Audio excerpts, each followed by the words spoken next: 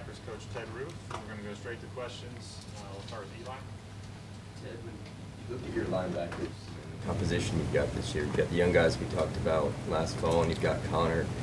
How do you feel maybe different from a year ago? You've got the depth to work with there. Well, we've got some competitive depth. We've got some guys that were young guys last year, some guys that were first time like carry the load player like Danny Stutzman, who his role obviously has evolved and as he's matured, and at the same time a good blend of some young players with him and additional players that and Connor and Desan. So it's certainly there's a lot of competitive depth, which makes everybody better.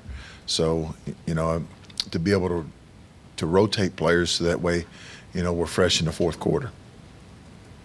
But again, you're only going to get what you earn, and that's every day, whether you're a coach, a player, whatever. So that's, but excited about the depth there and looking forward to getting started. Let's go to Ryan Neighbor. Yeah, it's sort of along those lines with the secondary. Obviously, so much talk about competitive depth everywhere, but that seems to be one of the areas where it's been focused here in the offseason. How do you feel about the depth there versus a year ago? I think we're deeper than we were a year ago, and again an area where we're continuing to build depth and develop depth. So yeah, I feel good about it. I think that's a solid group, and the expectation level is high. George Stoya, all right. Ted, obviously you've got some talented linebackers in Jaron and Kobe, but you add Connor near to the group. What does he bring, especially experience-wise? Well, he brings he was a two-time All-American and team captain from where he came from. So, he's been really successful and was a great leader. So he brings some maturity, some experience, and a good blend. And our guys, he's done a great job fitting in, as have all the guys that have transferred. And at the same time, our guys have done a good job of making them feel welcome. And it's been a good transition. And again, with the competition there, I'm looking forward to seeing it because they've all had great summers, and excited about what's getting ready to go on here. Okay, let's come over here to James Hale. It's the second year you guys have been running this defense, and year two of this defense. So talk about how much that's going to help this defense just improve and get better going into training camp.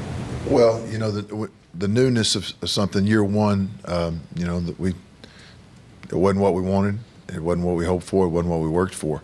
But at the same time, we've learned from it, and we moved on, and the experience is a big deal, just like it is in any business. Whether it's football, whether it's whatever it is, the experience factor is a big deal. From hearing the same verbiage, the same calls, instead of having to think like, okay, I got this call now what do I do? If they do this, now it's more reactionary, and the whole process allows them to anticipate and allows everybody to play faster. And when you play faster, you play more aggressive. And so, yeah, I think that it's a big deal. Okay, let's go to. And let me go back to that too. I need to add this. Part of it too is the amount of effort our players have put into doing that. Once the last season was over, it has been a steady stream of guys, watching tape on their own, asking questions, all the things that studying the game, and that's a good sign if you're a football coach. Left side here, Jesse. Hey, Ted, wanted to ask you about Dejon Terry. Obviously, the defensive tackle room, just the experience he brings coming from Tennessee. What does he add to that defensive tackle room? Well, number one, he's a quality guy. He's a guy that so far has been a tremendous teammate, a guy that has just come in here and put his nose down and gone to work. And that's the thing that stands out. Obviously, he's got a lot of experience. So again, to bring that experience, but his learning curve had to be really fast to catch him up, with the guys that were in the system last year. But he has done that, and he's accelerated that, and looking forward to seeing his contributions and what he brings. But certainly excited about him and really proud of what he's done so far. Second row, Ryan Chapman. Tim, you guys talk about being player-led, and Brent talked a lot of Big 12 media days about those steps that Danny has taken forward. What are you hoping to see in the early days of fall camp as far as a leap in growth, knowing that all summer they've been able to have kind of that player-led aspect with Danny especially? Yeah, you want to see the strides we've made. You want to see him make more strides, because going through the Smitty's workout program, that's something, and you need leadership in that, because there's going to be some tough moments, some challenging moments, but good comes from all of that with the challenge. And at the same time, now they're actually playing the game and be putting in stressful situations, challenging situations, and seeing guys respond. And to continue to take steps in that regard, because this is a work in progress. We've made strides, we haven't made enough. We got to make more. And that'll be something that, again, is a big point of emphasis, the response and the leadership and the player-driven, developing the leadership, because guys' roles have changed. Guys have roles like Danny Stutzman. Danny was, fighting to be a starter last year, and now, he's the leading returning tackle in the Big 12, although that's last year. But where he's come from now, and the expectation level for him, and the expectation level he has from himself, to continue to take strides, and us as a staff to help develop leaders. Sure. Okay, Colton Solly on the aisle. After watching the film all summer, what's the biggest thing that stuck out to you that you want to see improvement in, beginning with fall camp starting this week? Well, our third and fourth down defense and our red zone defense. If you had to narrow it down, you want to improve in every area, and we've got to improve in every area. But if you look at things those are the biggies of the red zone defense, the third and fourth down defense. So those are the areas as far as probably the ones that stick out the most. Although, again, like I said, we want to improve it. We need to improve in everything. Okay, third row, Kerry Murdoch. Ted, move inside with Jonah. What have you seen out of him? How does he look now, and how quickly do you expect that transition to work for him going into camp? Jonah has bought into that 100% from day one. There was never any hesitation. All Jonah wants to do is do whatever's best for our football team, and his intentions and his motives are so good that it's been a smooth transition. And again, he's put so much into it, so much work into it, and when guys do that, they're respected by their teammates and appreciated by their teammates. So he's grown as a leader. He was a guy that transferred in last year, and now his role's completely different as well. But again, you heard him talk at the Big 12 media days. I mean, he's all about the team and his teammates, and so excited about him and what he brings, to that room. Okay, John Hoover in the way back. Yeah, Ted, follow-up question on Connor Neer. They say football is football, but can you kind of describe, you've been around a couple of places, can you kind of describe the transition that he faces going from Division II to Division I, and just, I know it's early in his process, you may not have seen much from him yet. Yeah, I mean, we haven't gotten into pads yet. As far as evaluating linebackers, that's tough to, But as far as what his transition has been like, he came in and had to learn a new language. That's what transfers do. They have to come in and learn the language. And again, he's another guy that's poured everything he has into that, and it's been a really good transition. And as far as earning respect from his teammates, that's again because of the way he works and the type of guy he is. But football is football. Once the ball's snapped, now it goes faster at some places than others, and the guys that are trying to block you sometimes are bigger than they are at other places. But it is football, and at the same time, just the acclimation of getting used to the speed of the game. But he's so experienced and has played so much. I expect that'll be a smooth transition for him. Okay, left side, second row, Dean. Coach, where is Kanik? By all accounts, he is what you kind of look for, at least it sounds like it. but he had no experience, so you couldn't get him out there last year. How far down the road is he? He's come a long way, you know. And again, I keep going back to the same statement, but he's put so much into it. He's one of the guys that's up there all the time working on his own, and again has earned respect from his teammates. But he's made a lot of strides this summer to study things on his own and things of that nature. But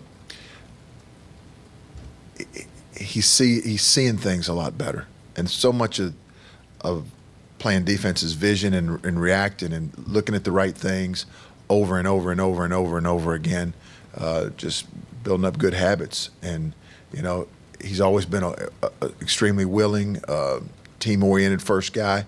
But again, you know, going from being a Wildcat quarterback to a Big 12 Mike linebacker, that's a pretty big transition.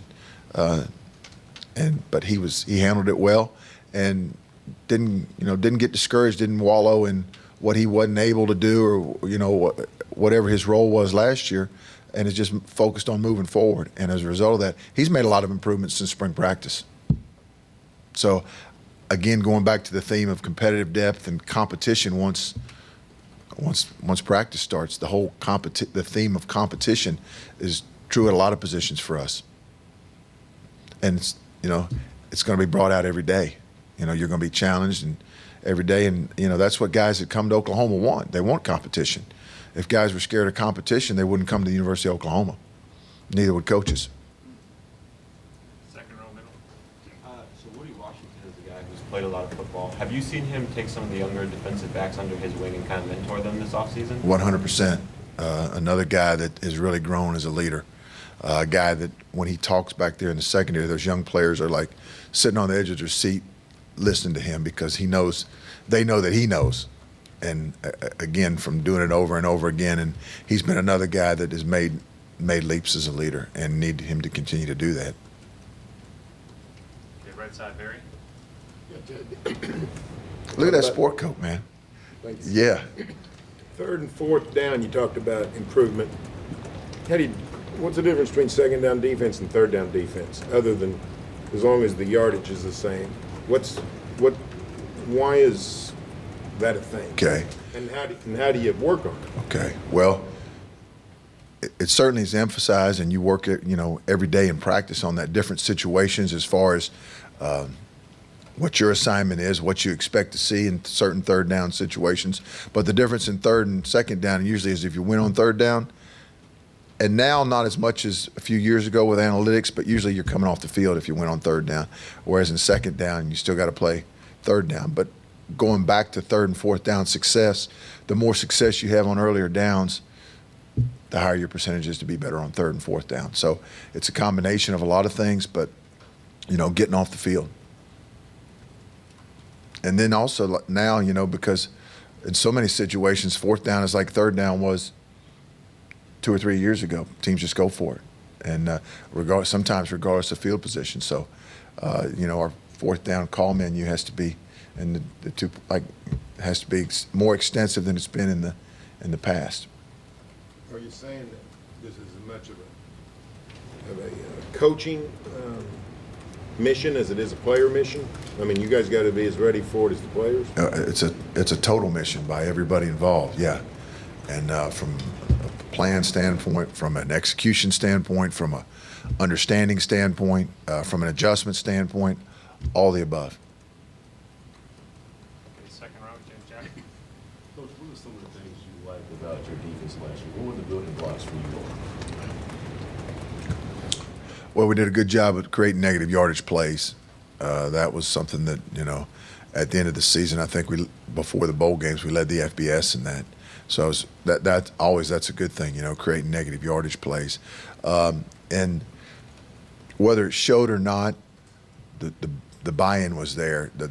They never let go of the rope. Whereas, sometimes teams that, they get discouraged or down, but our guys never did that. They continued to fight, and we learned from it. There was some, like I said, it was bad.